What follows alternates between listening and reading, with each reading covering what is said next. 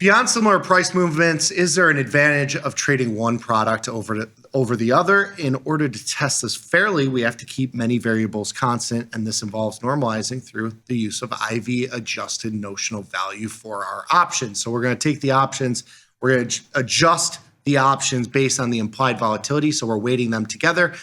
When you're doing like a pairs trade, a lot of times people want to IV adjust pairs trade, which basically looks at the risk of each product as a component in the weighting of those trades. So that's kind of what we're doing here. And doing this gives us a fair comparison of the returns and the risk between two products and strategies, because it's way different trading NVIDIA versus Coca-Cola, or if you have two, similar stocks where one has 50% implied volatility and one has 10% implied volatility, you're getting paid a lot differently to take risk in those products. And so you got to kind of weight those together. That's what we're going to do here. Good. So the study, 2020 to present, so we're looking at 5 years of data here. We're going to sell the 16 Delta Strangle in both IWM and SPY. We're doing this on our typical time frame, 45 days in both, and manage at 21 days. The things that we recorded and that we're going to be looking at are win rate, average P&L, volatility of the ending P&L, which I think is a very overlooked part of a back test. A lot of people just look at the dollar and say, oh, well, this one's better than this one because you made more money. Well, you got to look at like the volatility of the P&L and how big those swings are, because that's going to tell you if you can actually hold that position and stay in it. We're going to look at CVAR, which is our covariance of risk. That looks at the 5%, basically the tail risk of those positions, the realized tail risk. Average premium per trade, we're going to look at the premium to buying power. We're going to look at the max loss and the ratio of each. We're looking at them IWM versus SPY. Is there anything we missed? No. I think we got it all, right? I think they got it all. And this next slide is going to be very telling because it probably has a lot of information on it. Yes, we got a couple really good slides coming up. So next slide here.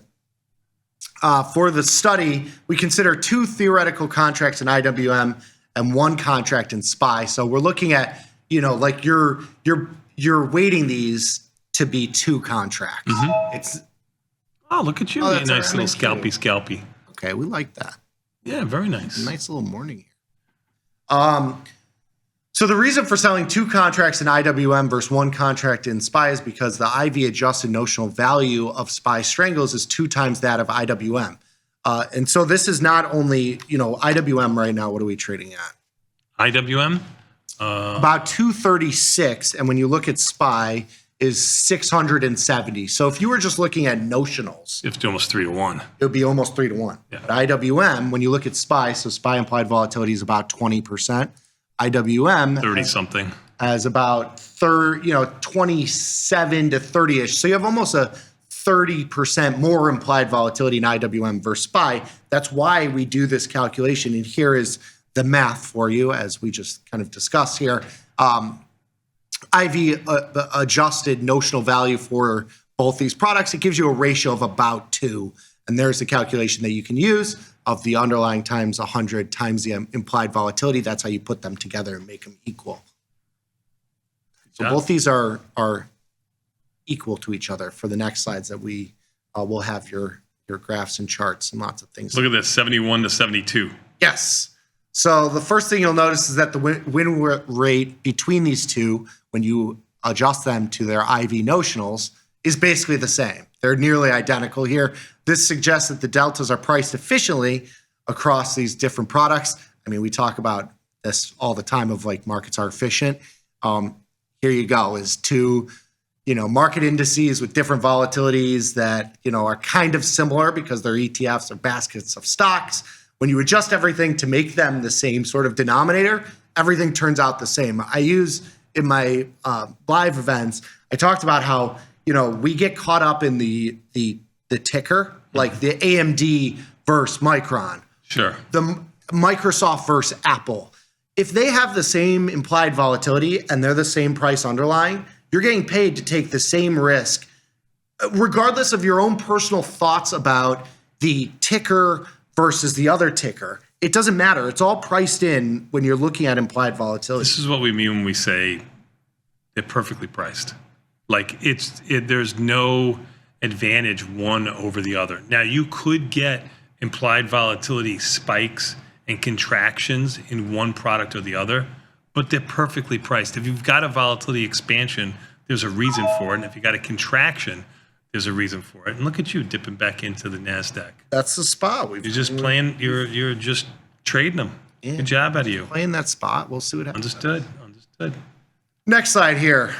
The charts. Look at this. This one hurts. This one's tough for you. I know this takes a little moment to dive into. There's a lot. There's a lot to see here. This is the one I thought we were going to see a moment ago. So here we go. So the takeaways here, when you're considering each, it's clear that IWM offers higher premiums, but with much greater volatility. Shocker, right? When you have higher volatility, you're going to have more premium in those underlyings. With deeper losses, while SPY is more stable with similar win rates, but on the next slide, we're going to the ratio to show the real risk reward with these historical figures. So you can see, a lot of these metrics are not hugely different, but when you're looking at higher implied volatility, you're going to have wider ranges of P&L distribution, and you can get paid more to take the risk, and that's kind of what you're looking at in all these slides. Very good. You should put your offer in again for your NASDAQ. Well, what do you want to put it at? Probably like 105. 105. You're right there. You got hands, right? Well, I mean, I do, but oh my God, look at you. I mean, you're allowed to take a minute and a half scalp for 25, 30 handles. You're allowed to do it. Next one here. Nothing wrong with that. No high fives. The ratio of risk reward for these strategies is unsurprisingly comparable. So when you adjust everything to implied volatility and you put them in the same bucket, it doesn't matter if it's IWM or SPY. If they had the same exact implied volatility and the same price, you're going to have the same sort of results out of these figures. The actual historical figures align remarkably well. So this is when you're taking the ratio of IWM over SPY in the last 5 years, and your IV adjusted, you're adjusting to the implied volatility. They basically have the same sort of metrics, and when you put these together, they're basically simpatico. They're basically identical.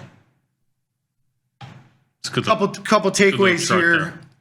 Risk reward is efficiently priced in liquid underlyings to attain a comparable risk reward ratio between SPY and IWM, and you can use this. Just like when we were talking about Microsoft and Apple, you could do the same sort of analysis on both these products if you're trying to, do some sort of pairs trade. NASDAQ up 40. NASDAQ up 38 right now. I can't believe you sold them at 05 all year. So you may want to opt to trade 6 IWM strangles for every 3 SPY strangles. And the good thing about ETFs, and especially big market ETFs like these two, is that the ratio isn't going to change all that much. I mean, this is kind of, if you're thinking about this in the future, or if you're watching this in the future when we archive this, I imagine this ratio stays pretty similar. I would imagine across the board. That might be an interesting follow-up to this, is to see how wide this ratio has ever been. Yeah, it's a good idea. Beyond price movements, the product's implied volatility is another good indicator of the level of risk reward you will incur. There is no arbitrage available, as there is in basically all markets. The arb is all but zero. For a product with higher returns, your risk is matched almost 1-to-1. If you want more returns, you have to take more risk. No free money. That's why people always ask, what can I expect to make or risk when I put on these trades? And I always say, well, what are you trading? What type of strategy are you trading? What's the implied volatility? I don't know. How much do you know? I want to make X. Well, how much risk do you want to take? I mean, if you want to take the risk, you can do that. If you don't want to take the risk, you can't do that. You got to lower your expectations. And that's really what they're saying here.